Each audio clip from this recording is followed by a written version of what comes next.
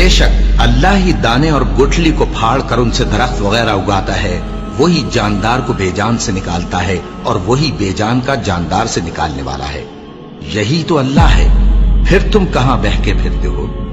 वही रात के अंधेरे से सुबह की रोशनी फाड़ निकालता है और उसी ने रात को मूजिब आराम ठहराया और सूरज और चांद को हिसाब का जरिया बना दिया। ये अल्लाह के मुकर्रर किए हुए अंदाजी हैं जो गालिब है, इल्म वाला है।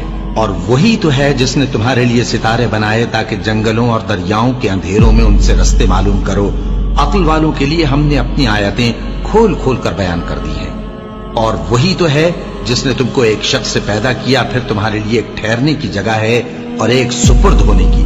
समझने वालों के लिए हमने अपनी आयतें खोल खोल कर बयान कर दी हैं। और वही तो है जो आसमान से मेंह बरसाता है, फिर हम ही जो मेंह बरसाते हैं उससे हर तरह की नबातात उगाते हैं, फिर उसमें से सब्ज पौधे निकालते हैं और उन पौधों से एक दूसरे के साथ जुड़े हुए दाने निकालते हैं और खजूर के गाभे में से लटकते हुए गुच्छे और अंगूरों के बाग और जैतून और अनार जो एक दूसरे से मिलते जुलते भी हैं और नहीं भी मिलते।